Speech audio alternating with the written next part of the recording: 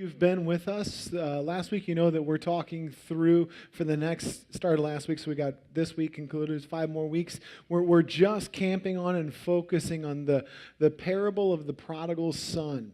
And so this is a story that Jesus told. It's kind of a fictional story. It's true in the fact that it happens in all of our lives, but it's not a real event in history. Jesus told it to teach us some stuff. And so we're going to just keep camping in it. We're moving a little further each week. But I thought I'd retell it because many of us maybe have not grown up in church and don't know the story by heart. But Jesus was standing in front of a crowd of a bunch of religious people who were murmuring and complaining because Jesus was participating with and hanging out and engaging with people they thought were too sinful for him to be engaged with.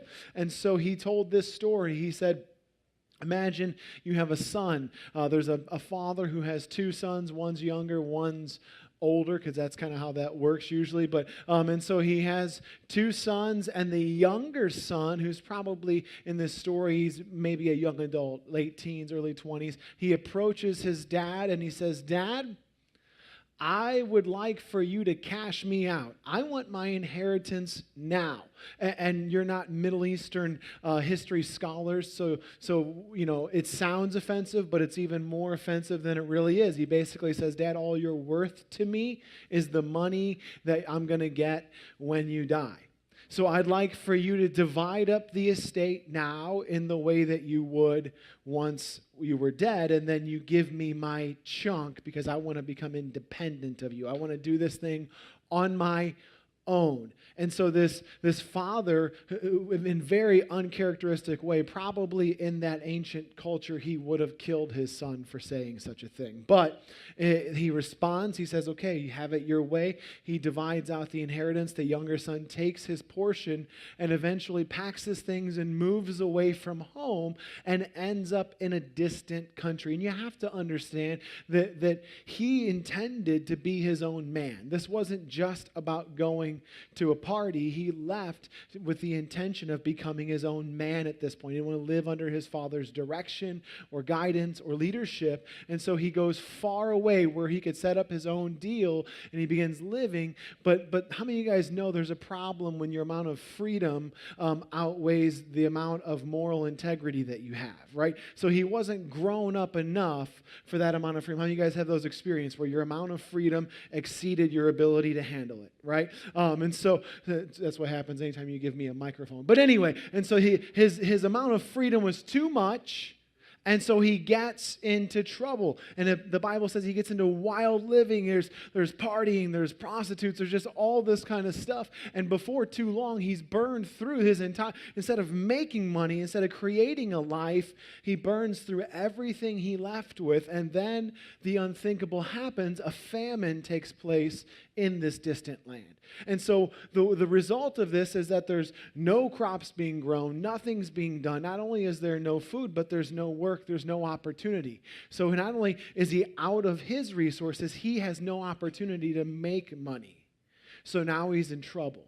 Right? And so what he decides to do is he goes and finds a guy who's got animals. And as a Jewish young boy, pigs were the most disgusting thing in the world to them. They were kind of off limits. And the only job he can find is slopping the pigs. And it says that he was so poor and so low that he was looking longingly at the food that he was feeding the pigs, wishing someone would feed some of it to him. But he couldn't have it.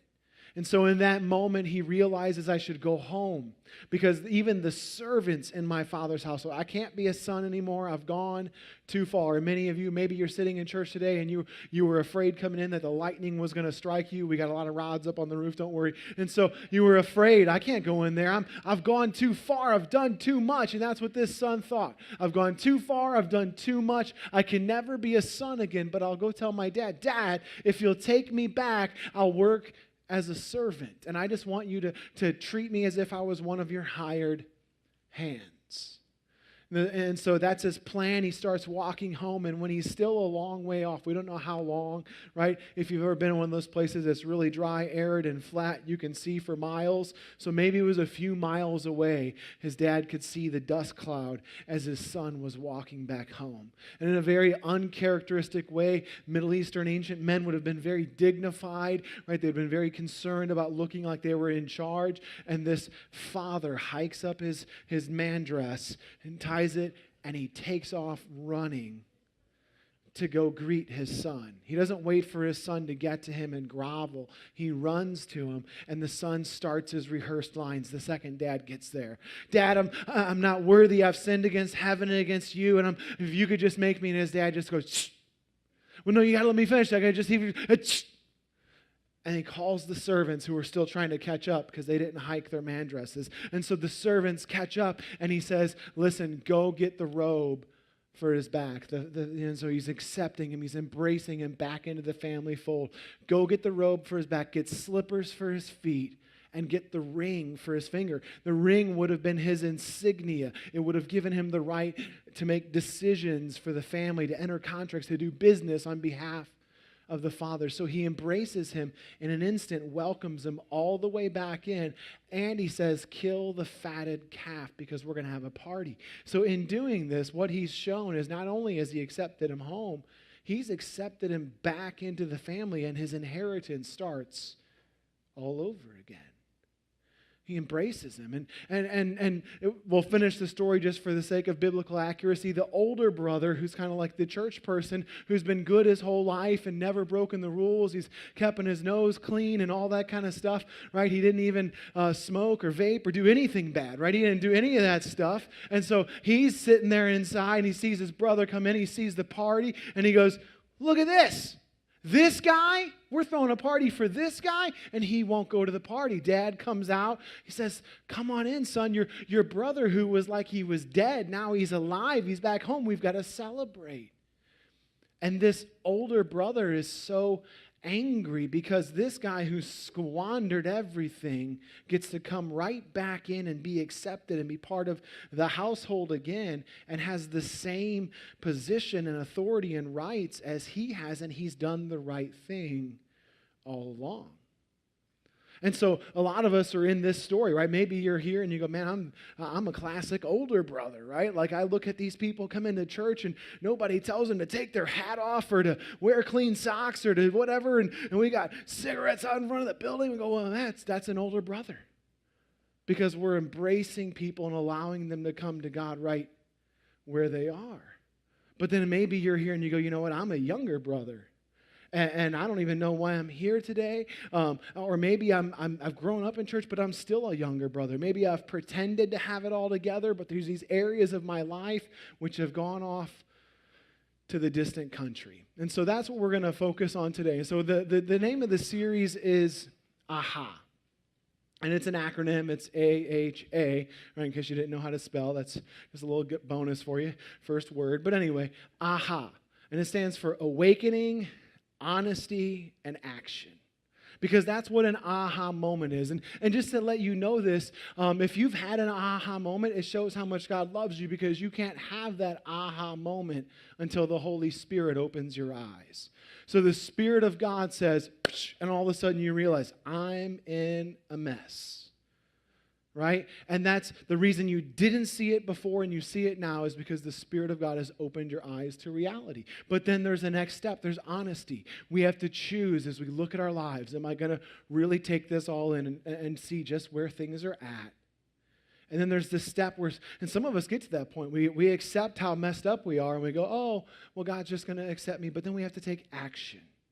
We have to respond to the information that we've just taken in. And so that's an aha story. And here's the thing. Aha stories, by their nature, don't start off well, right? They start off pretty rough. And so, because to need an aha, we have to have wandered away from God and into something else. And so sometimes that includes ditching the faith of your childhood as a whole. And some of us have left this whole religion thing altogether. And some of us have left it only in areas of our lives. We've kind of maintained a general direction, but it's hollow, and there's parts of us that are really connected to all of these things that are foreign to the household of God. And so sometimes when we have these leaving the Father's household moments, sometimes it happens subtly, right? And maybe some of you, it happened. You just kind of subtly over time left the Father's household.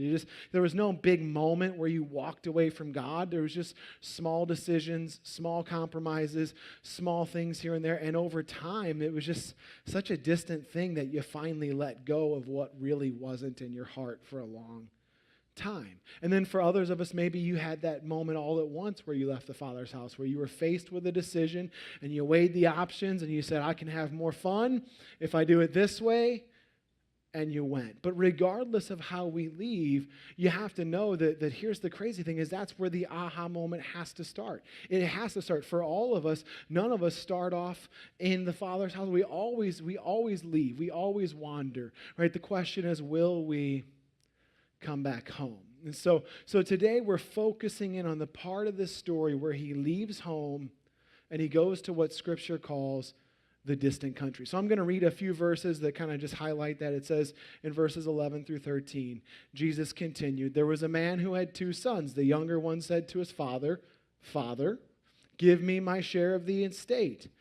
So he divided his property between them, and not long after that, the younger son got together all he had, and he set off for a distant country, and there he squandered his wealth in wild living. So he asks Dad for the inheritance, and he goes off to the distant country. And in this story, the distant country is literally a distant place, right? And some of you, when you walked away from God and when you angered your parents or whatever else that came with it, you actually did that. You had to get some proximity between you and the rules, right? You had to get, and some of us have done it without going far away. And in the story, the distant, it actually is a distant place, but in reality, it's figuratively just any place that's distant from God and from what He wants for you. So He's got good things for you. And so it may not even be entirely just walking away from faith as a whole. It might just be that God has much better things intended for you than what you're willing to accept for yourself. And so you've traded that off for the distant country. And so the thing with the distant country is it always starts with a desire to do things your own way. Right? Isn't that what happens? We go, well, I know this is the right thing, but I think I know better. I know this is the right thing, but in my specific situation, this. We were talking in our small group on Wednesday night, and someone said, we all think our situation is unique, right? That God wrote the Bible before He saw my situation, and He wouldn't have written that rule if He knew my circumstance, right? And so this one, it would be postscript in there, and it would just say, everyone follow this rule except for Susie. And so we always feel like we're some exception, and we can do it better our own way. We've got it figured out, and that's how the distant country starts, with a decision to make an exception for ourselves and do it our own way. And that's what the younger son did. He goes, I know the right way is for me to wait for Dad to die and for me to grow up enough to handle this on my own, but I think I've got it under control now. And so it starts little and it grows. It starts with just wanting to blow off a little steam. And then before you know it, you're in the distant country. It starts with just wanting to have a little bit of fun, or maybe get a little affection or get a little attention from this person, and then before you know it, you're in the distant country. Maybe it starts with just wanting to experiment with this stuff, just take the edge off, and you tell yourself, before things get too crazy, I'll stop. How many of you guys have ever told yourself that? Raise your hand. It's okay. Before it gets too crazy, how many of you guys, if you put a name tag on now, it would be crazy, right? And so before it gets too crazy, I'll stop. Right? And here's the thing, the distant country, when you get there, it seems really fun at first, doesn't it? Be honest, how many of you guys have ever sinned, right? How many of you guys are sinning right now? And so the distant country seems really fun at first. We go, this is great, right? New experiences, new friends, new relationships. You got that feeling of danger as you're pushing the envelope a little bit in life. You don't have to answer to anyone. You don't have to feel guilty. You are on the throne of your life. right? And so you get to the distant country, you look around, and you love it, but the truth is it doesn't stay that way for long. And so the first point I want to make is that the distant country will leave you broke. You look at the story, that's one of the things you see. The distant country will leave you broke. Luke 15:13 says that the son squandered his wealth in wild living. And you guys aren't, Greek experts, but we'll talk about what that word means in a minute. But he squandered it in wild living. Now, it doesn't have to give us details because you can probably fill in the puzzle pieces of what that looks like, right? Does anybody need an education on what wild living looks like, right? So we kind of know. If you can imagine an 18 to 23-year-old getting a huge chunk of money and no supervision after he's been supervised all of his life, you can fill in what that would look like. When I was 18, I had a friend who was 18 and he had a crazy good job for an 18-year-old and he bought his own house, okay?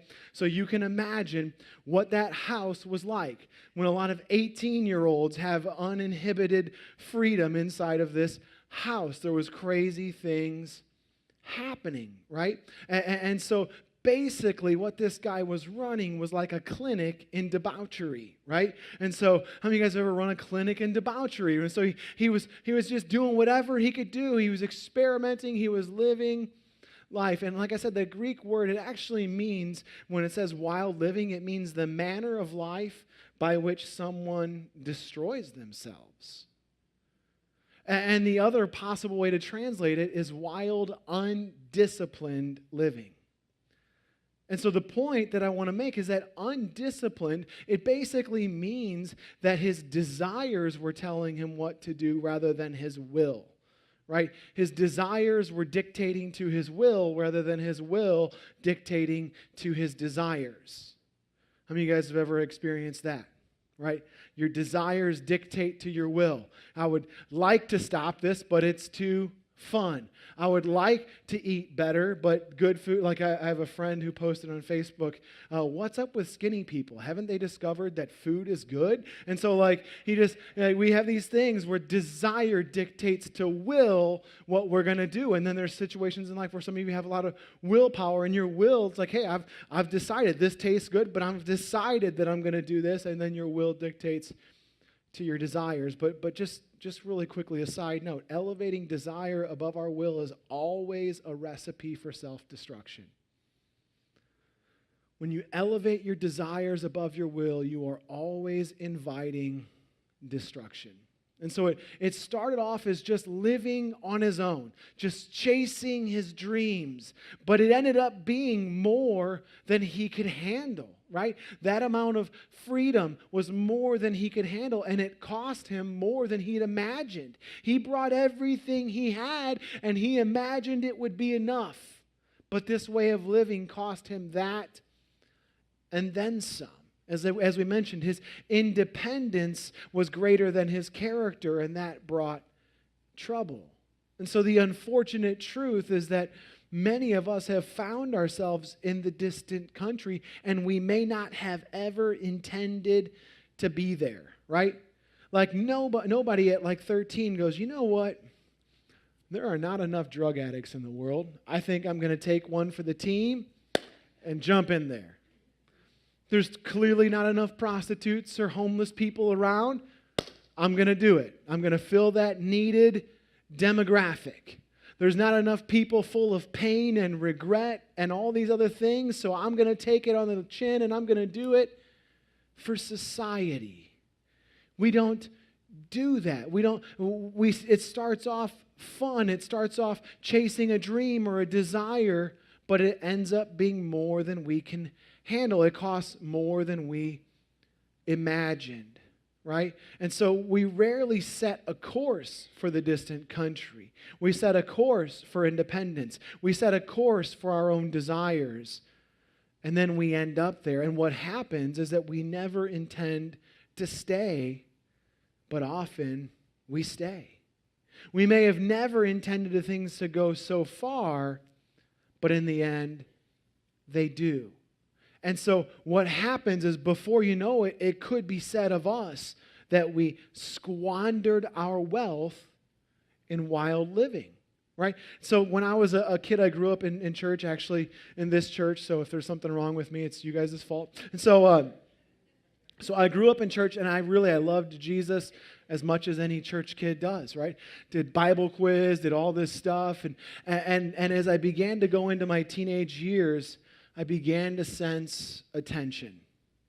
For the first time in my life, all these kids in my neighborhood became more and more important. And at 14, 15, I found myself feeling torn. I knew I was different than everyone around me. You guys ever feel that way? Right?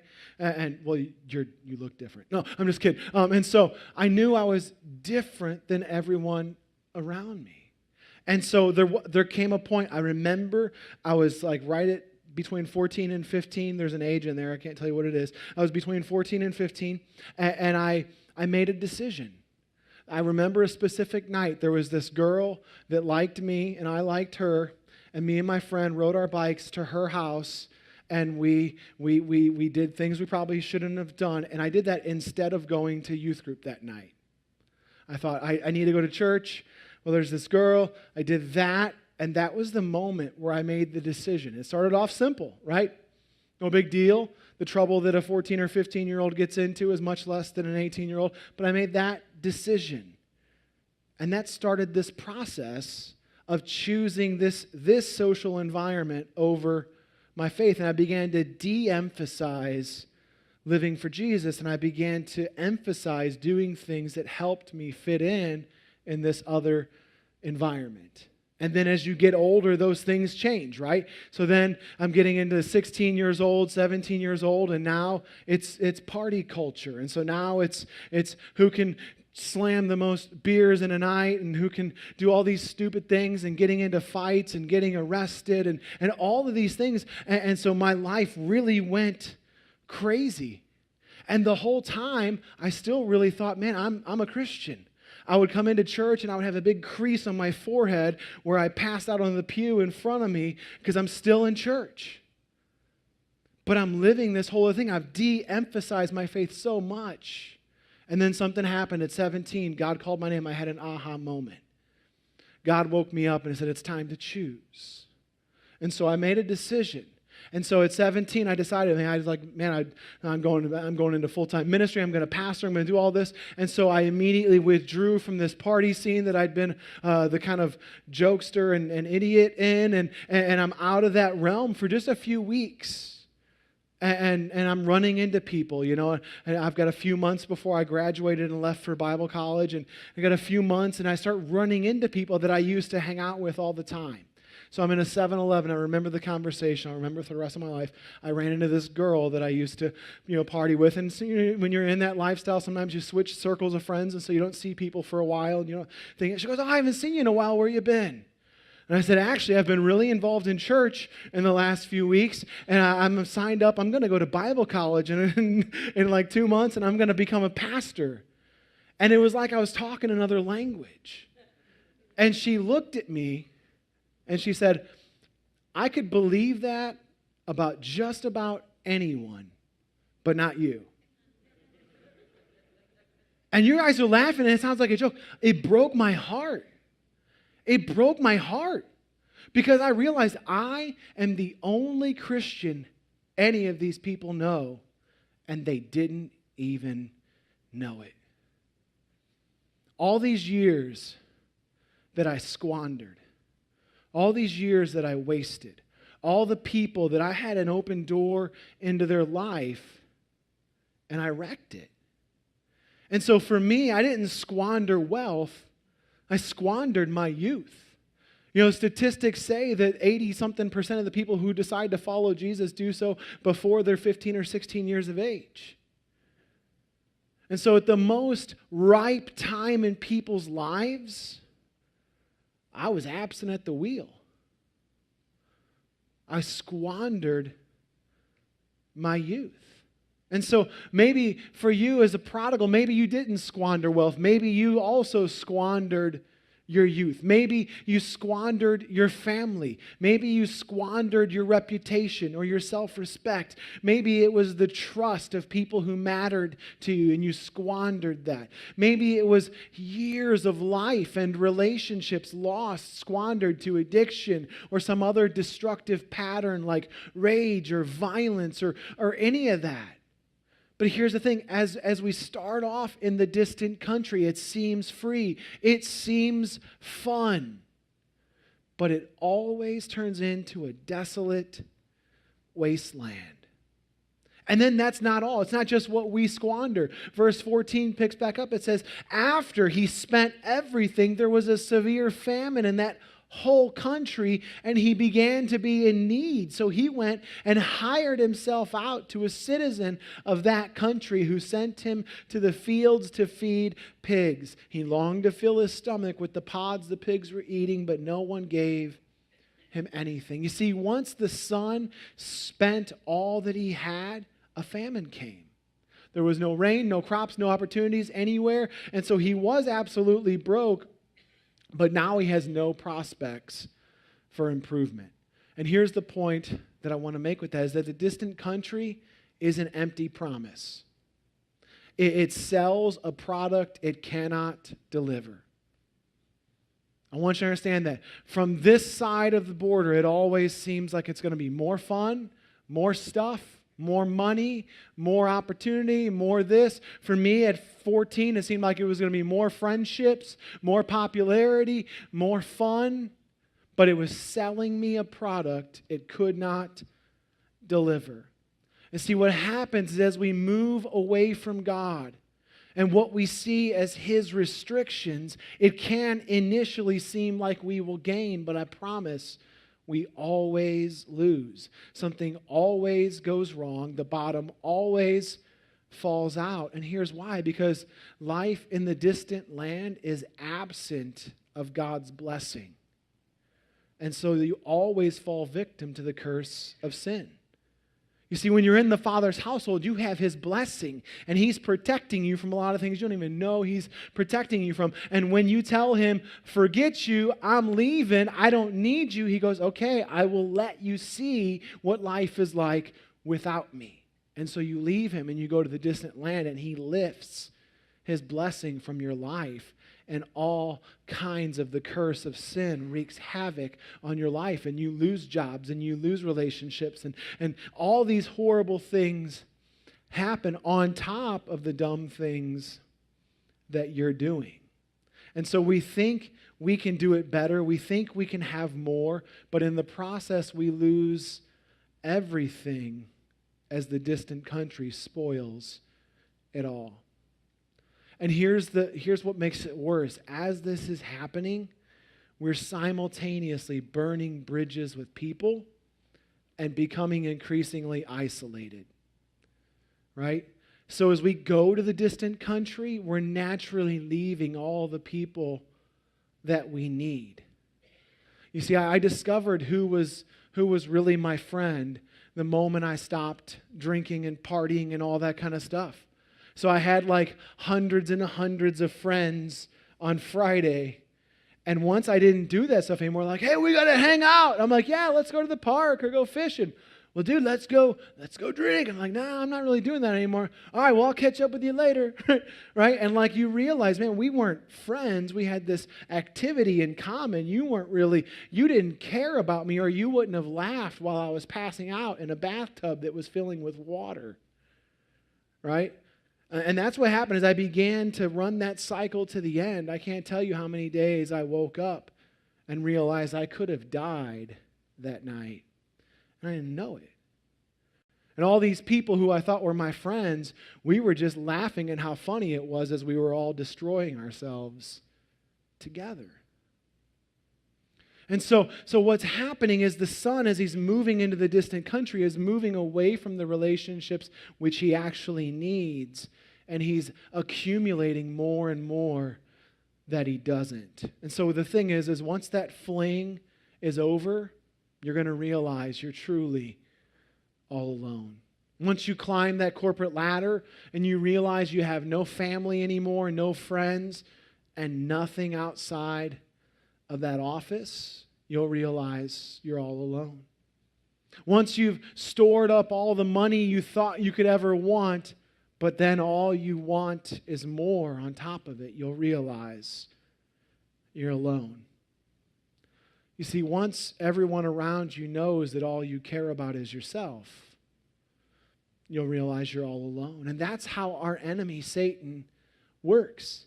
He waits until you've isolated yourself, and then the bottom falls out. That's when it all happens. And so the next point I want to make is the distant country will leave you alone. When this son left home, his decision isolated him from everyone who loved him and had ever cared about him and had ever done anything for him. He broke the hearts of everyone who cared about him. And his decision not only damaged his family emotionally, it did it financially as well. So you have to understand why his brother was so mad at him. So when dad divided the estate was still growing. And so he lost not only that chunk, but he lost all of the interest and all of the accumulation that chunk would have made, right? So if you take half of your savings today and you cash it out and you go buy something sweet with it, right? You don't just lose that amount of money because you've got another 30 or 40 years for that wealth to accumulate wealth, right? And so as that happens, you've lost all of that accumulation as well. So that's why the son is angry. Man, he's actually physically affected the family in ways that they're not going to be capable of doing what they were currently doing because a large portion of their wealth walked out the door with the son. You see, when we live apart from the Father, you have to understand this. It doesn't just affect us. When a man or a woman justifies an affair because their needs aren't being met or they don't feel noticed anymore or they deserve a little happiness, when you stay late at work because you want that raise, but your family goes to bed every night without you, or when you indulge in patterns or activities that may seem fun for you, but they take away your ability to be there for others, you're hurting people around you, not just you. And as we do that over time, as we continue to hurt people around us, to the extent that we do, eventually they isolate from us out of sheer self-defense. How many of you guys have ever done that with someone in your life? They continue, and they're hurting themselves, and you feel bad, but they're hurting you along the way, and so you eventually go, I'm hands off. See, when your decisions move you away from God, before you know it, your life becomes a source of pain for people. And it's never your intention, but that's what happens. Like if you're living a life stuck in addiction, you're not just hurting yourself, right? And you may think that the people around you are just judging you or being angry at you or being hard on you. But every time they look at you and they see that blank look in your eye, it breaks their heart all over again.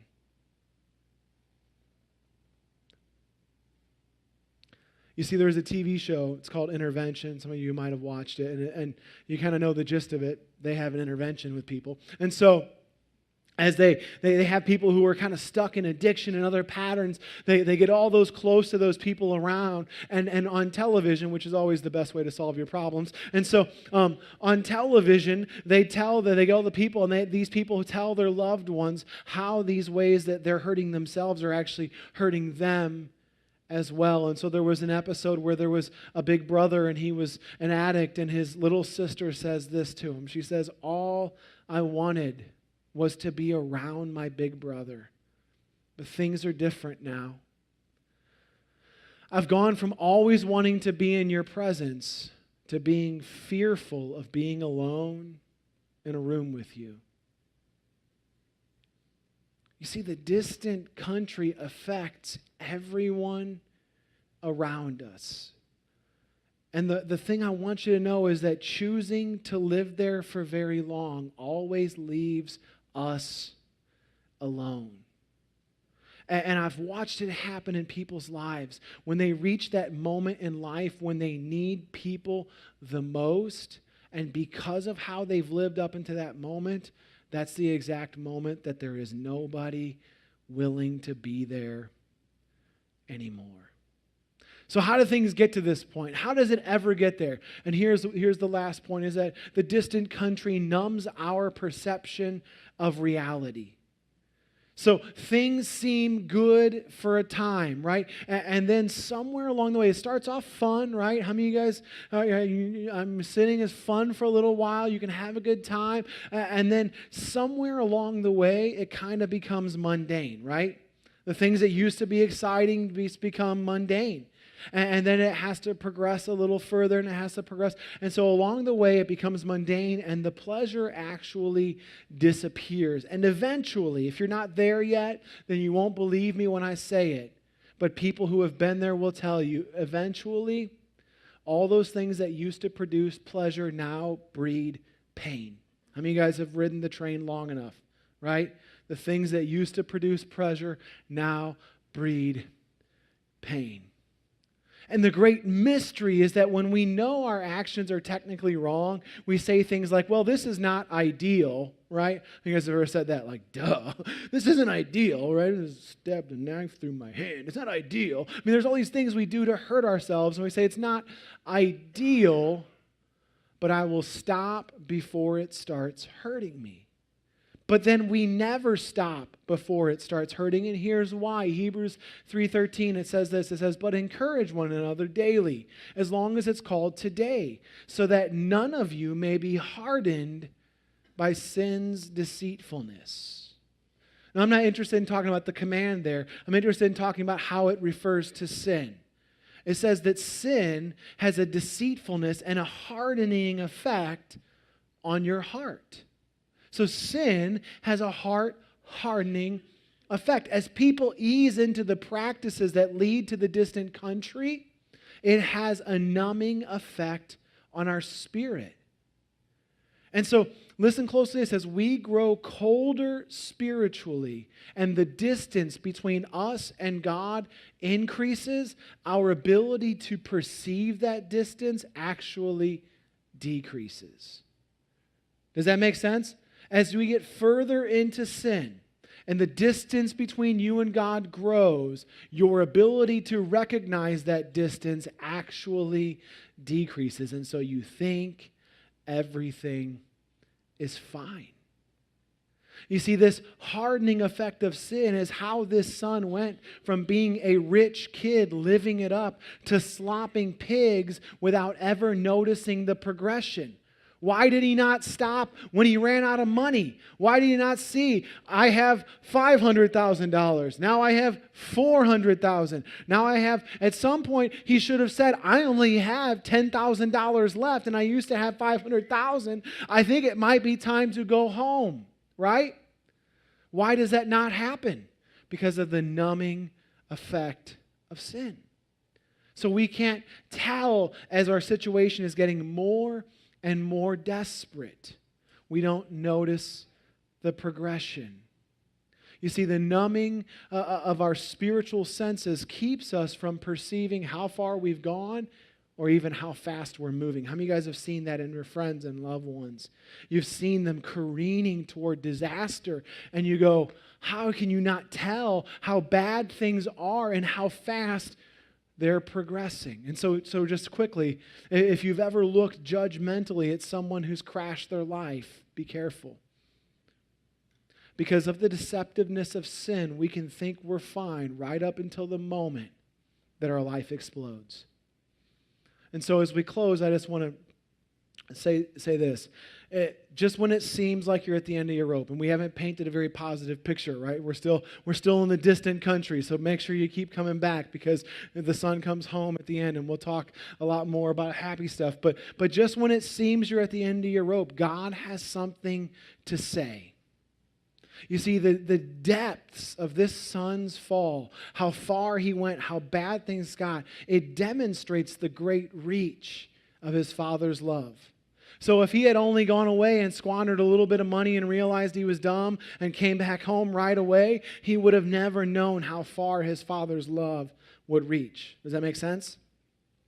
He had to go so far and wreck it so thoroughly to see that his father would love him through all of that distance and destruction. And so what I want to say is it's a beautiful thing when people come to Jesus wretched and sinful with a hot, burning mess of a life.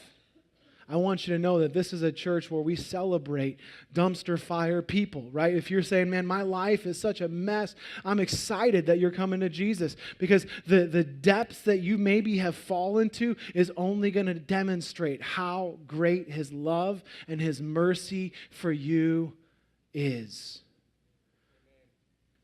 You see, I want to invite my friend Ricky up here because he's the only handsome guy that goes here. And so how many of you guys have ever seen Axe commercials? Anybody? Right? And if you're a Christian, whenever you see really, really dumb stuff, you have to pretend like you weren't looking for it. You go, so I was just switching through the channels and I happened to see this show the other. So anyway, if you're ever switching through the channels and you see those Axe commercials, how many of you guys have noticed they have guys that look like Ricky putting on Axe, right? And I was going to have him take his shirt off, but it was rated PG. And so anyway, I mean, these guys are all muscular and they're cut up and they're good looking and they got these nice beards and they're awesome. And these guys, that's right. And these guys spray the Axe on, and what happens? The women are like, ah! I mean, there's just women from everywhere, right? And they're going after these guys. But their marketing campaign is all wrong because men like this don't need Axe to get the ladies, right? And so we've got a picture of what they should be doing. Men like that should be putting on the Axe body spray. And when women are jumping after men like that, you know this stuff works, right? Thanks, Ricky. You know that stuff works. With this guy, the Axe has a lot of ground to cover, doesn't it? Right? And I don't know if you're like me, but with me, the grace of God has a lot of ground to cover. His forgiveness and his mercy has a lot to make up for. And the beauty of that is that the further away you are, the more it just paints this beautiful picture of his love and his forgiveness.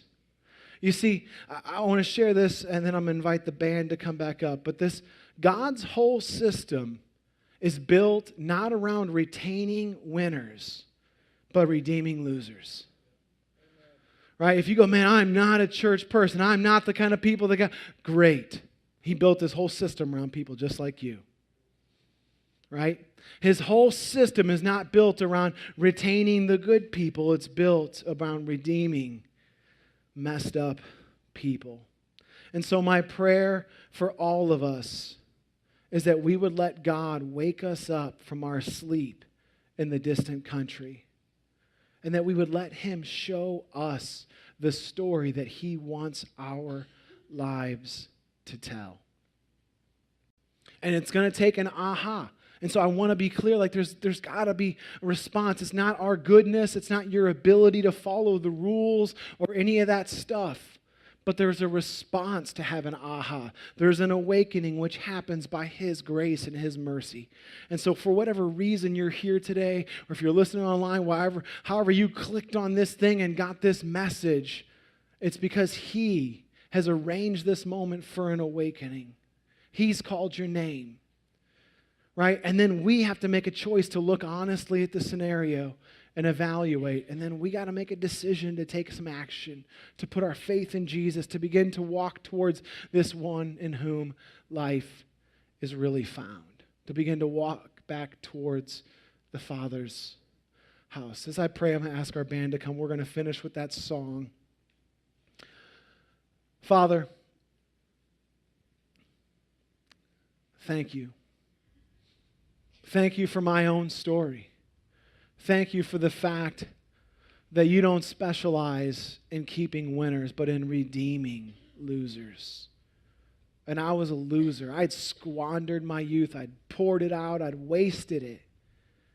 And yet you redeem. I'm so thankful for that. And each of us are here, and we've squandered different areas. The question isn't whether or not we've squandered. The question is whether or not we'll come home. All of us are the son. All of us are the younger son in some area of our lives. So we accept your grace. We accept your mercy. And we begin this walk back towards the Father's house, believing that what you have for us is actually what's best. We thank you. We're going to finish today by taking communion. And so I'm going to explain this song before we sing through it, because we're going to sing this as a celebration of what we're doing in communion. So if you look confused and helpless, you didn't get communion, some of our ushers will help you. So just look helpless. If you didn't get the little cup, they'll bring it to you. As they're doing that, I want to explain this song. So Luke 15 is the chapter that the prodigal son is from, and this song is actually a mashup of the 3 parables that Jesus told. All right, and so he told a parable of a lost coin and a lost sheep and a lost son. And so with the coin, this woman had 10 coins and she lost 1 in her house. And it says she lit all the lights in her house and she began to sweep every corner of her house. And she wasn't content to just keep the 9 coins and forget about the 1. She searched and searched until she had the 1. And it paints a picture, because sometimes we get lost and it's through no fault of our own. It just happens, right? And then there's the next story of the lost sheep, where a shepherd has 100 sheep and he notices, I only have 99. 1 has wandered off. And there's no malice on the part of the sheep. It's just stupid. How many of you guys go, sometimes I'm stupid and I don't mean to leave God. I don't mean to wander off, but I just do. And so this shepherd leaves the 99 in an act of recklessness because he's so committed to the 1. And he goes after the 1 until he finds it, the Bible says. There's no point at which he's going to give up. He goes until he finds it, puts it on his shoulders, and he brings it back. And then Jesus finishes with the culmination of the prodigal.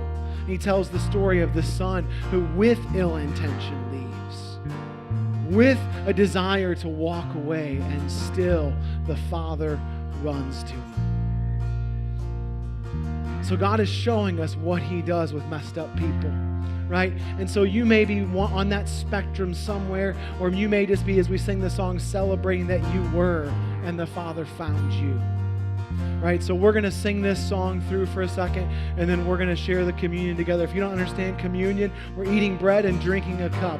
The bread represents the body of Jesus that was broken for us, and the cup represents his blood. And as it was shed, we get forgiveness in Jesus. So you can be right with God, not because you're good enough, but because he was good enough and took the punishment you deserve in your place. And so that's what Christians are celebrating as we take communion together.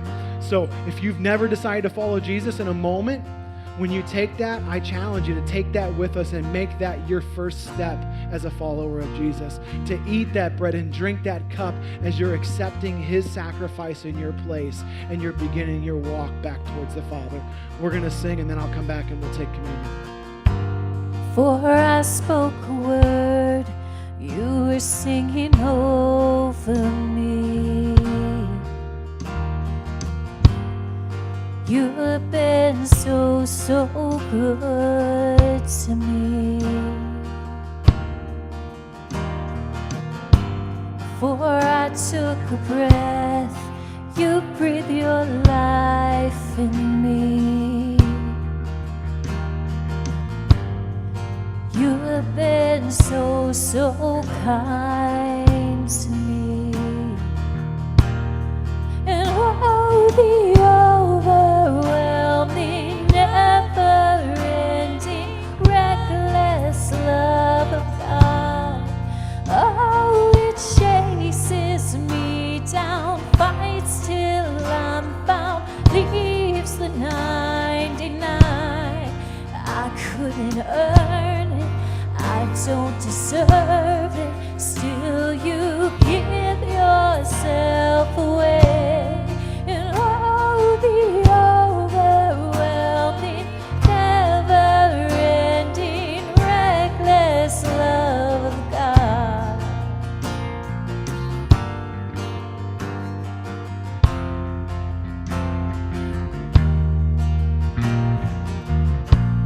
So as we get ready to take this bread together, We're celebrating the fact that we couldn't earn it. We don't deserve it. We're that son that deserves to be a slave. We deserve to be a servant.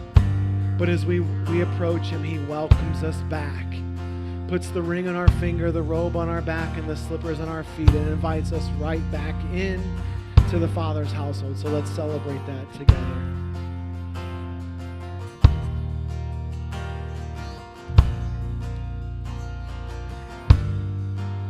When the one sheep walked away and the shepherd went after it, the way that Jesus did that for you is he became a man. And he became that sacrifice. He became that lamb. And we're in the Old Testament where they used to sacrifice sheep and goats for the blood to cancel their sin debt. Jesus, the Son of God, once and for all became that sacrifice for you. His blood was poured out so that through him you can be right with God. Let's celebrate that together. Father, we give you thanks. We give you thanks for who you are and what you do. We give you thanks that in you we're more than we can ever be on our own. We give you thanks for Jesus, the sacrifice. We give you thanks that you laid your life down that we might have real life. In Jesus' name, amen. Guys, God bless you. Have a great week. We'll see you next time.